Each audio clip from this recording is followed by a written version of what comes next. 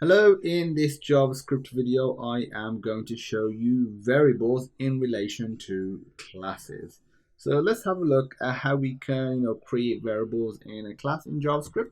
So to create any, you go to your constructor, just put this dot, then the name of the variable. So I'm going to create one for x and y.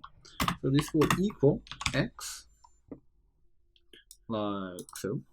And we'll create another one for y. So this dot y equals y. Okay.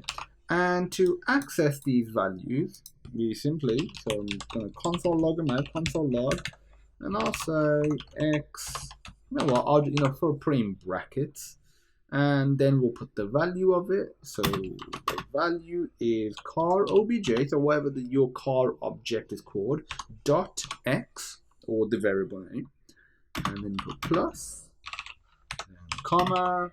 Again, this is just the formatting part of it. Where you use it, how you use it, totally up to you. But the accessing is car, obj.x and car obj.y. And if we save that, run it, we get, oh, I forgot to put a comma at the end. And plus, not a comma, closing bracket, I mean. There we go. Okay, we got those values. If I duplicate this, and you know what I'm gonna do is duplicate this line here, and I'm gonna, so it's gonna be a separate car object, and I'm gonna say its position is 90 and 0, and what we'll do is print out its coordinates, so you can see that each one has its own different properties and variables. So we got 56, 78, and 90 and 0.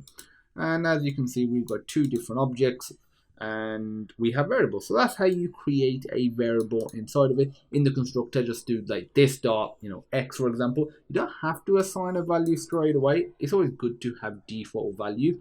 They could either be passed in, or maybe by default x and y is 0 and 0, or let's say it's the name of the car, you might have a default name or owner, or something along those lines.